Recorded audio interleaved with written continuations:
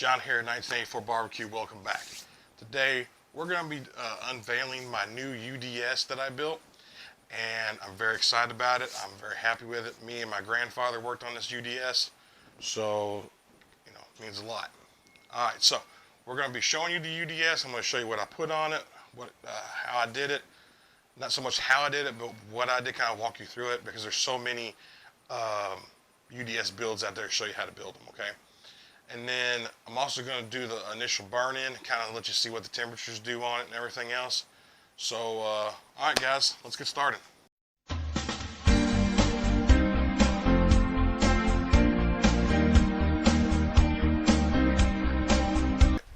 There it is, my UDS. It's a 55-gallon drum that I got, and it was in good shape. I made sure it was in good shape, so but yeah, there's what it looks like, guys. All nice and new, hasn't been even cooked.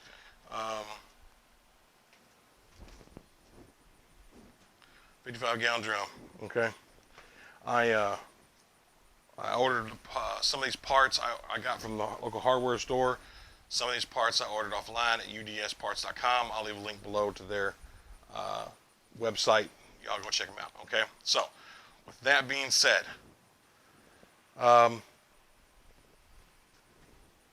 the handle here is a cool touch handle. I've seen a lot of people that have handles that are too low and hot, so this has got like a little heat guard to it, so it shouldn't get that hot. So we got a nice cool touch handle here that we put on. Back here, guys, let me see if I can't get you. There we are. Back here, guys, is a 2-inch exhaust. So you can open it all the way up like that, close it off. This is what I wanted for it. Some guys don't even run exhausts on there. Some guys just have open pipes, but I wanted it where I can control the top off a little bit. Okay, so that's what I did. But that's a 2-inch screw-in exhaust. They have weld-on types, so if you're a welder and you want to weld onto your drum, because it didn't have the top holes like this did. Because mine came with the 2-inch hole over here and then the small one right here. But they do make all different types, so however you want to do it. It's your drum, you do it the way you want to do it. All right, now coming back out a little bit.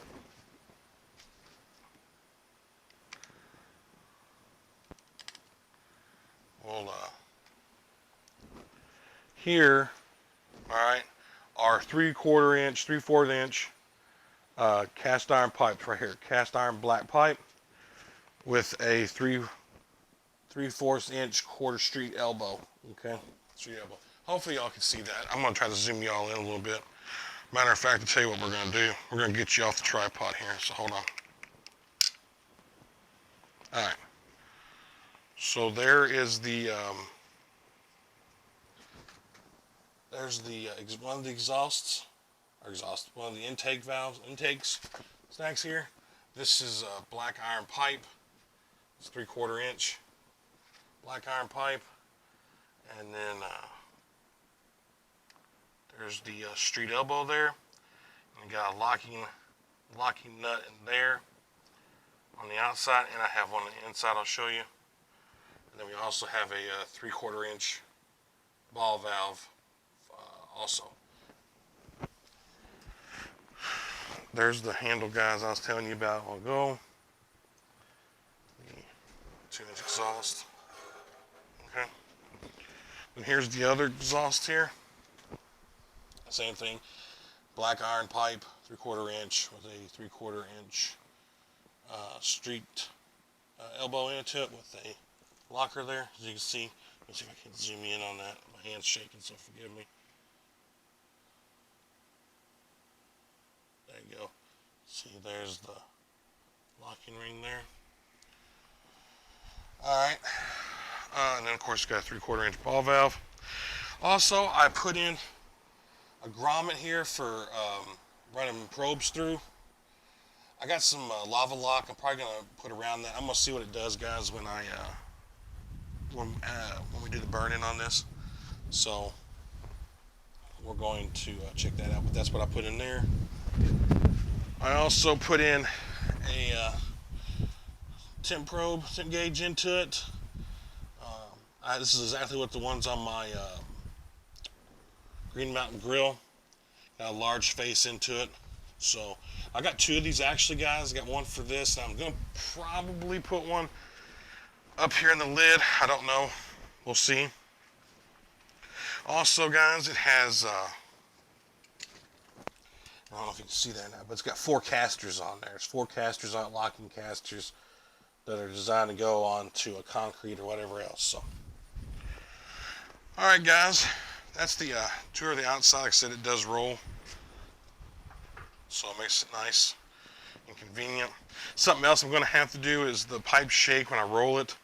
So I'm probably going to have to put in some sort of a U-shape stainless steel holder for them, drill it in there so it'll hold the pipes without moving. So just some additional add-ons I'm going to do later on down the road, but for now it's good enough for what I want to use it for. So I'll bring you back and we'll go inside the drum. And it's these are 22.5-inch grates, basically Weber kettle grates, okay, that I already have. This one is the gourmet system one where you can put the center insert in. So I got to put the center insert in when I do this burn-in because it's never been done. So plus I want to get these cooked off a little bit because they haven't been used in a while. So I do want to kind of get them going again. Let me get that out of there. So see, you got 2 different shelves in here. From the top to the, let me see if I can't get you in there, guys, so you can kind of see. There we go. Okay, right here, right there. There you go. From the top of the lid right here to this first one is 6 inches, I believe. I was thinking 6 inches. And then I went from the top to below that is 12 inches. So the next grate down is 12 inches from the top, okay? I wanted to make sure I had plenty of room. Plus, I had some suggestions from Ken over at Daddy Dutch Barbecue. Gave me that suggestion, and I'll leave a link to his channel and down in the description box. Okay, y'all go check him out. So the only thing I got a problem with, guys, that I figured this out later on, is this second grate. As you can see, I have to turn it a certain way to get it out because, and you can kind of see it right there, that's the temp probe, guys, okay? The temp probe kind of hangs it up. If it didn't have that right there, it wouldn't cause me a problem on that second grate. So that is an issue that I later found out. So make sure, guys, that when you put these in, that it's not going to hang it up. I mean, it may hang it up anyways, but it will go in there. You got to kind of finagle it, but it will go in there. Down below here, guys, I have a 1430 charcoal basket. This is from UDS parts.com.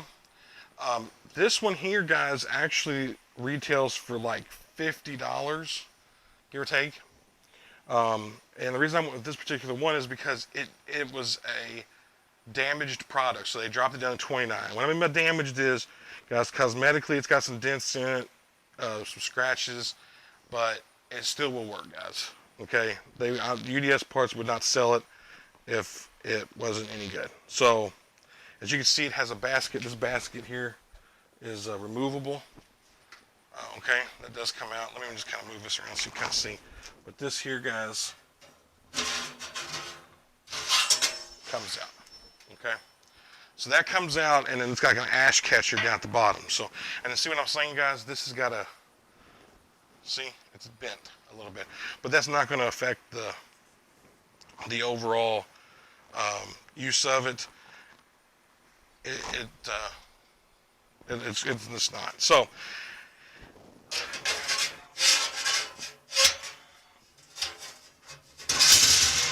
there we go. Got that back in there, guys.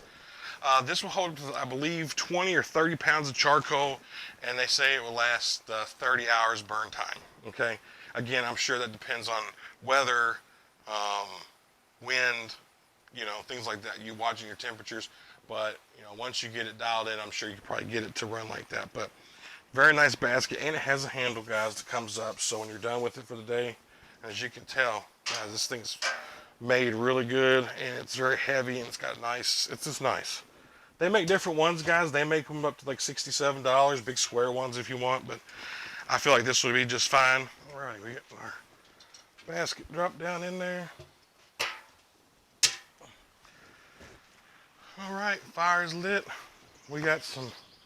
I just took a tumbleweed, guys, and put it in the dead center, and then put a lid off that way. Let it just kind of sit out of the pit for a few. All right, so we're gonna go ahead and start seasoning up our grates. I'm gonna have to use a duck fat. I hate using this stuff for this particular thing, although it'd be really great. It's just $8.98 $8.98 a can is kind of expensive for this. So I'm gonna go ahead and we'll put this on in here. And guys, I figured it out how to get it in there easily. So we're gonna go ahead and just kind of hit that real good. All right.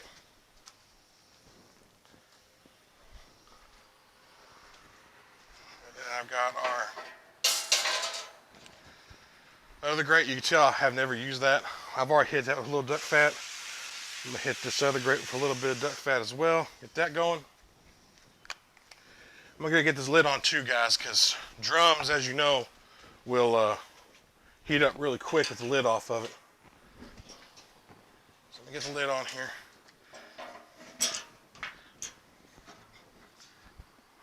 All right, lid's on. Get y'all back out of the way here. Now, I have my top, I hope y'all can see that, no. All right, I have my top exhaust port there, wide open, and I have both my intakes wide open. So, so far, so good. I'm gonna start looking for leaks as it starts to heat up and get things going. I can already see a little bit around the ring back here on the back side of my drum. I don't know if the camera's picking that up or not, but I can see it. I knew I was gonna kind of have that problem with this particular lid because it sits flush everywhere but certain spots. So then if you beat on it to put it on there, it wants to stay tight because it had a ring around it, see? And I don't really want the ring around because you gotta bolt the ring down. So, I don't know, we'll see what happens, guys. The temperature gauge is starting to climb a little bit, so anyways, I'll bring you back here in just a little bit. We'll let this thing get heated up and I'll bring you back. All right, so the drum is doing the initial burn in on it. A few things so far that I've learned about this drum as far as, because this is all new to me.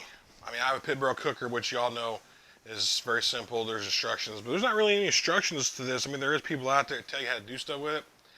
But what I'm going to say is this, is it's a larger charcoal basket, so I feel like I probably should have put 2 tumbleweeds in there, 2. And I mean by tumbleweeds, guys, this is what it is. They're just raw oak fire starters, okay? So I feel like I should have put 2 in there when I did this, and then let the basket get nice and hot and everything, that centerpiece, and then drop the basket in. Because, of course, this is a new thermometer, guys, new temp gauge, so it's probably going to take it a minute to really kind of get accurate. But this drum's really just now starting to get up to temp, and it's probably been on about 20 minutes or so. And I'll let you see the gauge.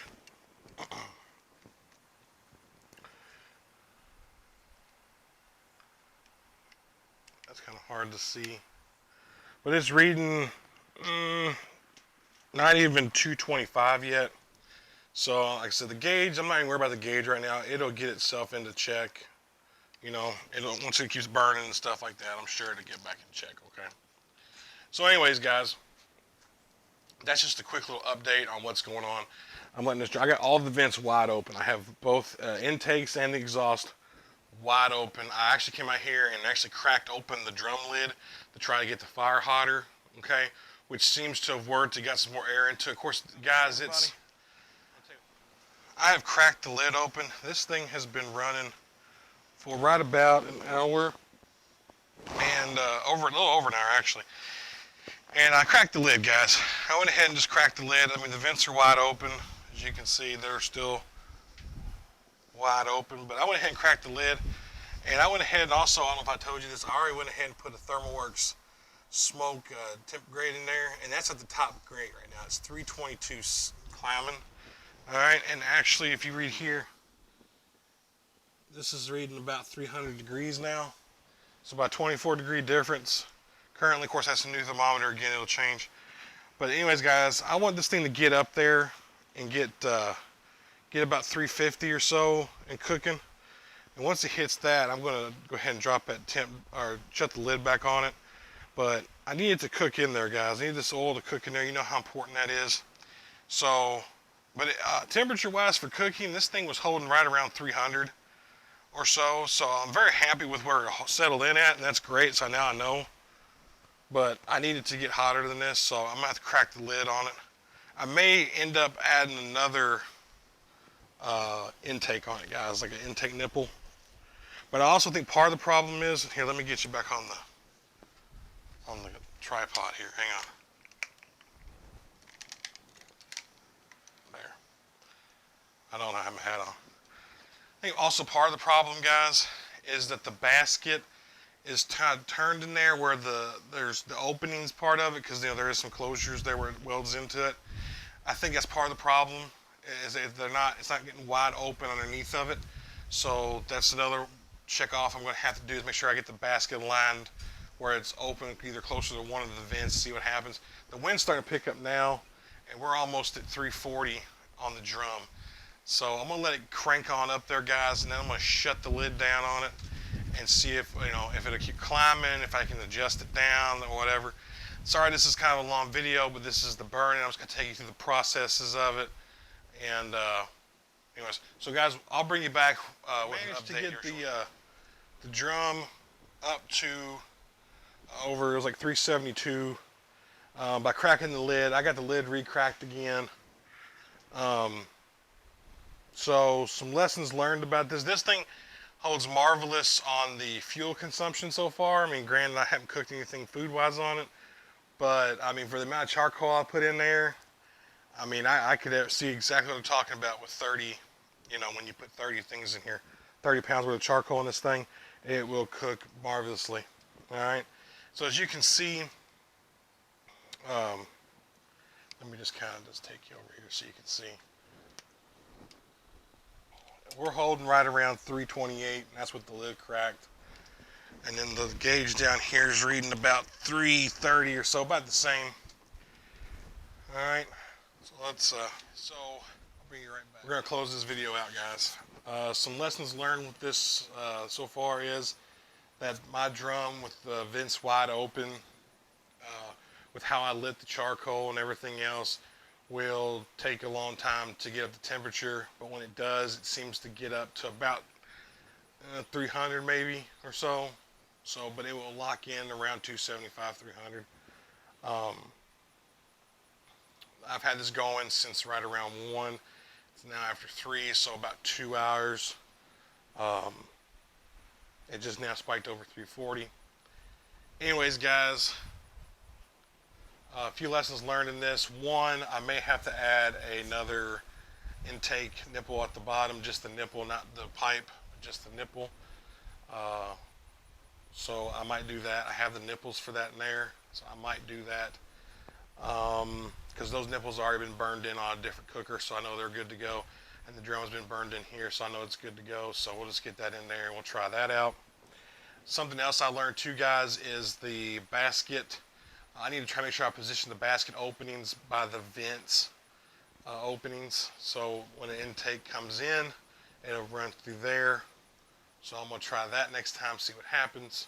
I'm also going to light with 2 of the fire starters, 2 of these guys, okay? Next time when I do that, because I lit the basket outside of the grill and let it get kind of hot. So the next time I do that, I'm going to put 2 of those in there, light them off, and either try to leave it in the drum smoker or put it outside, and then when it gets nice and hot, put it back in there, and we'll see what happens there. But that's just a few things I've learned from this, guys. But otherwise, I'm very happy with how it holds. There is a little bit of smoke that comes out the top of the lid right here. Because like I said, it doesn't seat all the way on one little side because it was a ringing drum. But I mean, once it sits on there and it goes, it looks like the smoke dissipates. So it probably seals itself back off. Otherwise, guys, I'm very happy with this. And so be looking for cooks to come on my UDS. Also, big shout out to that right there, North Texas Barbecue Addicts. OG hat right here. I got it the other day. And man, I love sporting this hat. So y'all go check out North Texas Barbecue Addicts' Facebook, YouTube channel. I'll leave links below in the description. Guys, thank you for being with this journey. I know this video is probably kind of long, but I want to kind of explain this to you. Oh, and one more thing, I almost left this out. All right, so Phil at Daddy Cooks is what I use to get my primary measurements and everything for. So I'll leave a link in his description down below as well for his website, for his channel. Y'all go check him out, because that's where I kind of got the inspiration and use some of the measurements from. All right. Anyway, you guys, if you like this video, give it a thumbs up, share it. If you're a returning subscriber, hey, you know I love you. Thank you for coming back. If you're new to the channel, hey, think about hitting that subscribe button and that bell notification. Let you know when I release new videos. Guys, like I said, I'm hoping to have more videos coming out steadily again like I have been. So hopefully things will get smoothed out. All right. Take care, guys. Be safe, and we'll see you on the next one. God bless.